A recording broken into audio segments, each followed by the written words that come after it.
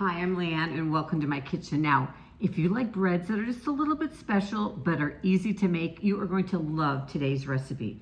We are making small batch orange cranberry bread and we're throwing in some pecans for good measure.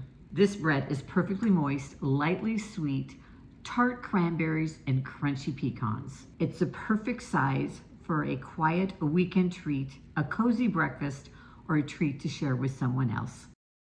We're going to start out by preheating our oven, 350 degrees Fahrenheit.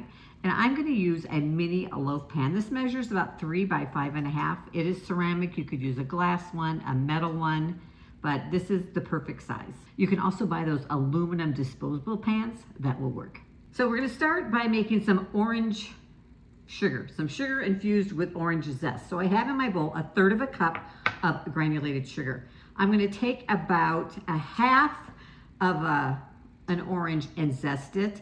You need about 1 to 2 teaspoons of zest. You always want to zest your orange first before juicing it because it's much easier. We are going to use some of this orange juice too, so save that orange. But there you go. There's my orange zest. Depending on your size of your orange, it's about half of the orange. Now, with some clean fingers, we're going to just take it and rub that zest into the sugar to get that yummy orange flavor infused, releasing those oils in the zest, and we want it into the sugar. This is one of the things that's going to give this bread such amazing flavor. Okay, we're going to set the sugar aside for just a minute, and in another bowl, we're going to combine 2 tablespoons of sour cream and 2 tablespoons of that orange juice that we squeeze. Now, using fresh squeezed orange juice versus, the concentrated kind or the kind you can buy in a bottle at the grocery store, it's just a better flavor. But if all you can do is use that other kind, go ahead and do it. But if you've got orange zest, you've got orange juice. So 2 tablespoons. There we go. And a 1/2 teaspoon of vanilla extract. And you know this, I just measure with my heart. Just pour it in.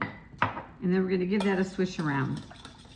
Now, one thing you'll find as we're doing this, that if you've let some of your ingredients, such as your sour cream, your egg, your butter, come to room temperature, they're going to incorporate a lot easier and quicker. You may have a few little lumps here in your sour cream, but that's totally fine. It's going to, they're going to work themselves out as we mix more ingredients in. All right, next we're going to add in some butter. Now, I did melt this butter. I've got 2 tablespoons of salted butter, and then I let it cool a little bit, like come to room temperature, so it's not real hot when I add it in. There we go. I had an egg already for the video, and I dropped it on the floor. So anyway, we're going to use just 1 egg yolk. All right, so not the whole egg. Your bread would taste really eggy, just the egg yolk.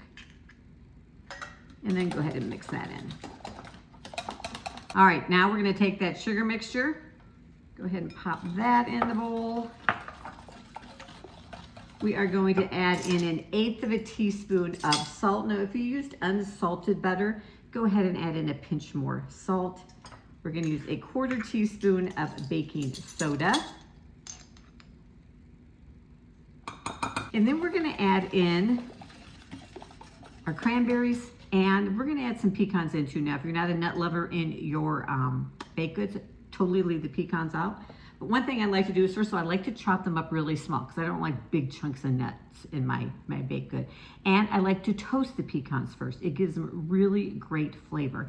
And to do this, I just put the 2 tablespoons of chopped pecans into a dry frying pan, turn on my heat, and just stir them until they start to smell really yummy and get lightly golden brown and start to toast. So we're going to go ahead and add those in.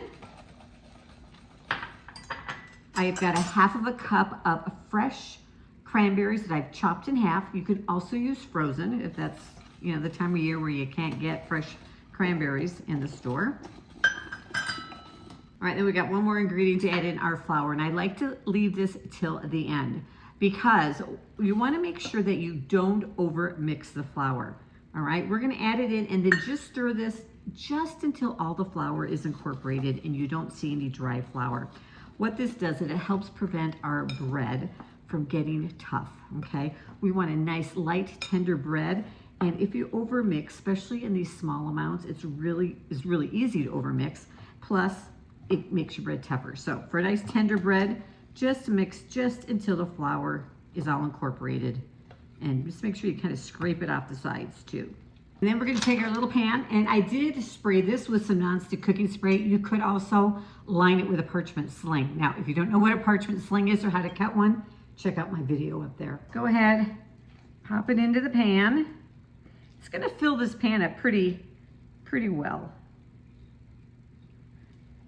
Probably about 3/4. You can smell that yummy orange in there.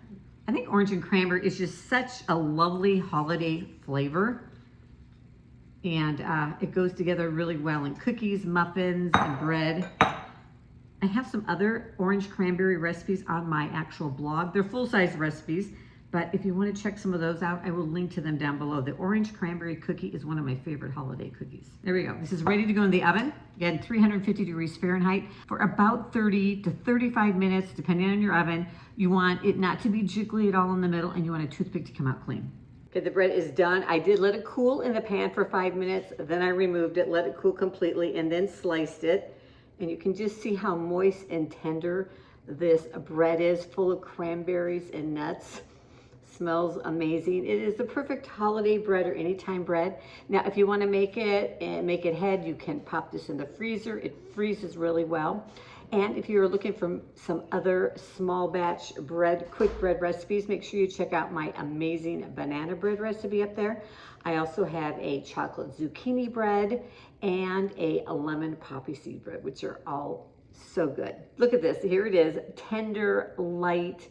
It is such a yummy bread. It smells amazing.